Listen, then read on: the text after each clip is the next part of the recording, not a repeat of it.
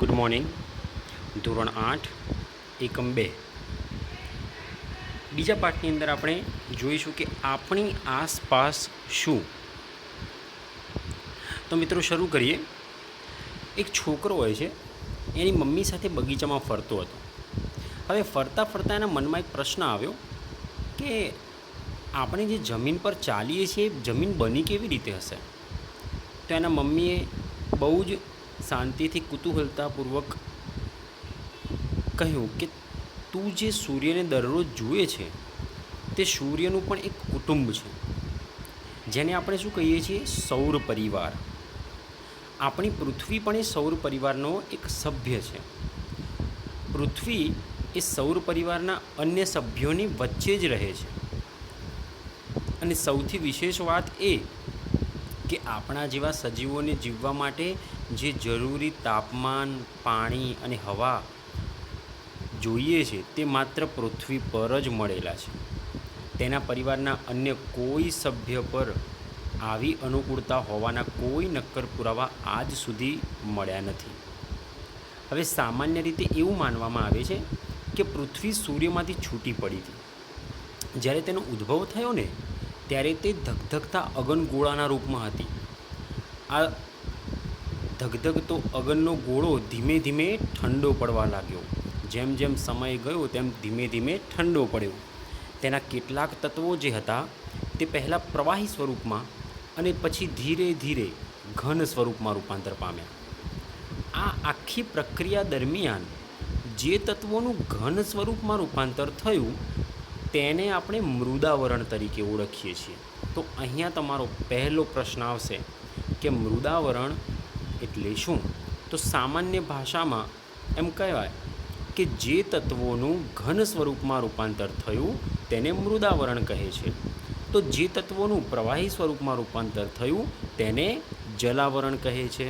તો અહીંયા બીજો પ્રશ્ન આવશે કે જે તત્વોનું પ્રવાહી સ્વરૂપમાં રૂપાંતર થયું તેને ખાલી જગ્યા કહે છે. તો શું આવશે જવાબ?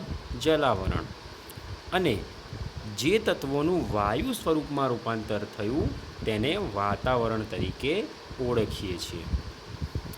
હવે આ ત્રણે પછી રહેવા માટે આપણને કઠણ સપાટી, પીવા માટે પાણી અને શ્વાસ લેવા માટે હવા મળી રહે.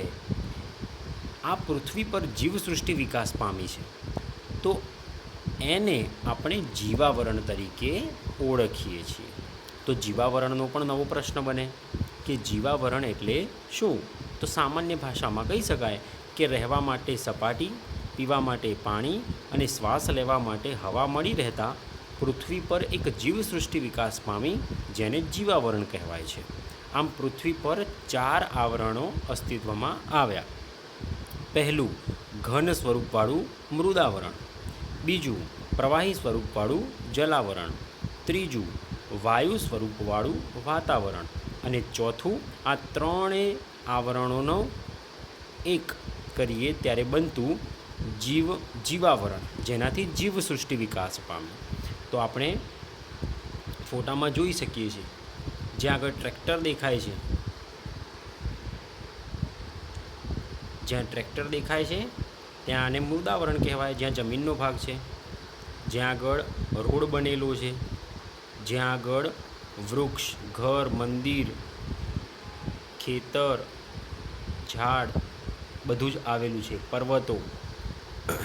ત્યારબાદ જલાવરણની વાત જોઈએ, જ્યાં આગળ પાણી આવેલું છે, માછલીઓ, પક્ષીઓ, હોડી તમને દેખાય છે. ત્યારબાદ વાત કરીએ તો જીવાવરણ, જ્યાં આગળ વાદળા પણ દેખાતા હશે તમને, જ્યાં આગળ પક્ષીઓ પણ ઉગતા તમને દેખાતા હશે.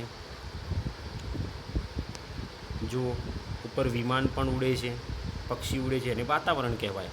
અને આ મૃદાવરણ, જલાવરણ અને વાતાવરણને ભેગું કરો તો એક જીવસૃષ્ટિ વિકાસ પામે, તેને શું કહેવાશે? જીવાવરણ કહેવાશે. તો હવે આપણે સૌથી પહેલું મૃદાવરણની વાત કરીએ. મૃદાવરણ જેને કહેવાય લિથોસ્ફિયર. લિથો એટલે કે માટીનું બનેલું આવરણ, લિથોસ્ફિયર. આપણે પૃથ્વીના જે ભાગ પર વસવાટ કરીએ છીએ તે ભાગ મૃદાવરણ તરીકે ઓળખાય છે. મૃદ એટલે માટી અને આવરણ એટલે પડ. તો આ એનો જવાબ થશે કે મૃદાવરણ એટલે શું? તો મૃદ એટલે માટી અને આવરણ એટલે પડ. આપણે પૃથ્વીના જે ભાગ ઉપર વસવાટ કરીએ છીએ તેને મૃદાવરણ કહેવાય છે. હવે આગળ જઈએ. પૃથ્વીનો જે ઉપરનો પોપડો છે તે બે વસ્તુનો બનેલો છે, જે ઘન પદાર્થો છે, જેમ કહેવાય માટી અને ખડકો. તેથી એને ઘનાવરણ કે શિલાવરણ પણ કહેવાય. આ આવરણ પૃથ્વી સપાટીનો આશરે 29% જેટલો ભાગ રોકે છે. તો આ પહેલો પ્રશ્ન બનશે અહીંયાથી કે મૃદાવરણ પૃથ્વી સપાટીનો કેટલા ટકા ભાગ રોકે છે? તો કહેવાશે 29%. આ પોપડો આશરે 64થી 100 કિલોમીટર જેટલી જાડાઈ ધરાવે છે. તો મૃદાવરણની જાડાઈ કેટલી? તો 64થી 100 કિલોમીટર. બધી જ જગ્યાએ આ મૃદાવરણનો જે જાડાઈ છે, પડ છે, તે એક સરખું નથી. ક્યાંક ઓછું હોય, ક્યાંક વધારે હોય. વળી અંદર કે બહાર એક સરખા આકાર પણ નથી. તે લગભગ માટી અને ખડક જેવા જ દ્રવ્યોનો બનેલો છે. આ ભાગ પર નાના મોટા પર્વતો પણ આવેલા હોય, ઉચ્ચ પ્રદેશો પણ આવેલા હોય અને મેદાન પણ આવેલા હોય.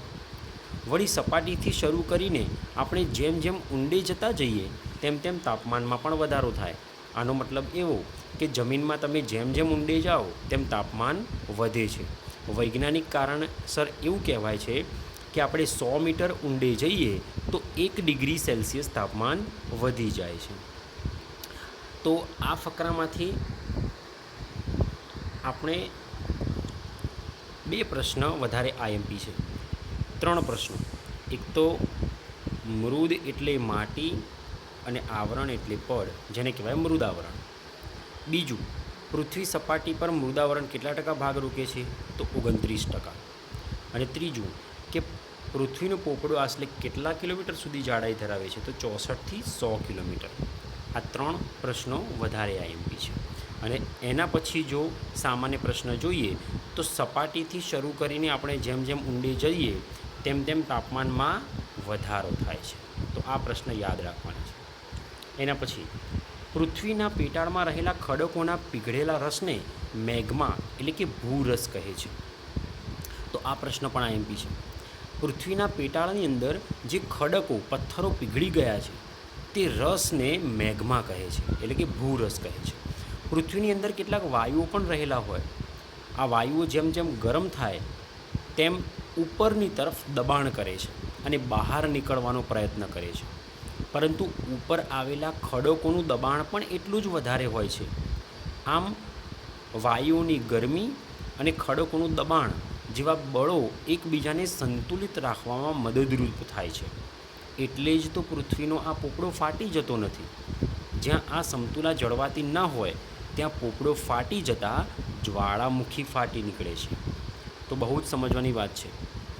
પૃથ્વીના પોપડાની અંદર ખડકોનો જે પીગળેલો રસ છે જેને આપણે શું કહીએ છીએ? ભૂરસ કહીએ છીએ. ભૂરસનો મતલબ કે મેગ્મા. પૃથ્વીની અંદર કેટલાક વાયુઓ પણ છે. હવે આ વાયુ જેમ જેમ ગરમ થાય તેમ તેમ એ ઉપરની તરફ આવા દબાણ કરે. પરંતુ ઉપરનું જે ખડક છે તે પણ વધારે મજબૂત હોવાથી તે પણ એટલું જ દબાણ કરે છે. હવે આ ગરમી અને દબાણ, આ બે બળો એકબીજાને સંતુલિત રાખે, સમતુલા જાળવે અને તેથી જ પૃથ્વીનો પોપડો ફાટી જતો નથી. પરંતુ જ્યાં આગળ આ સમતુલા જળવાતી નથી અને જ્યાં નીચેના વાયુઓનું ગરમીનું દબાણ વધી જાય છે ત્યાં પૃથ્વીનો પોપડો ફાટી જાય છે અને એને આપણે શું કહીએ છીએ? જ્વાળામુખી. તો હવે નીચે જોઈએ. એને મમ્મીને ફરીથી પ્રશ્ન પૂછ્યો. એ જે છોકરો હતો કે મૃદાવરણ આપણને કઈ રીતે ઉપયોગી થાય? તો મૃદાવરણ આપણને કઈ રીતે ઉપયોગી થાય? જ્યાં આપણે જમીન પર રહીએ છીએ તે મૃદાવરણ ઉપયોગી કઈ રીતે? તો જુઓ, મૃદાવરણ ના હોય તો આપણે ઘર શેના પર બાંધીએ? તો પહેલું, આપણને ઘર બાંધવા માટે મૃદાવરણ ઉપયોગી છે. પીવાના પાણી માટે, ખોરાક માટે, ખેતી, ઉદ્યોગ ધંધા માટે જરૂરી ખનિજો કે પછી જંગલો એ પણ મૃદાવરણ વગર શક્ય નથી. અને આપણે જે મૃદાવરણ વિશે વાત કરી તેના આધારે મૃદાવરણમાં શું આવી શકે તેને લગતું ચિત્ર પણ દોરાય. તો આપણે ઉપરનું એક ચિત્ર આપેલું છે એના મુજબ તમે બીજું પણ ચિત્ર દોરી શકો, જ્યાં ઘર, વૃક્ષો, ખેતરો, પછી રોડ બનાવેલા હોય એ બધું જ બતાવેલું છે. તો આ પર્વતો પણ આવેલા છે. તો આ બધું મૃદાવરણની જ ભેટ કહેવાય. તેથી મૃદાવરણ આપણને ઘણું ઉપયોગી છે. હવે એના પછી જલાવરણ, તો જલાવરણ આપણે પછી જોઈશું. Thank you.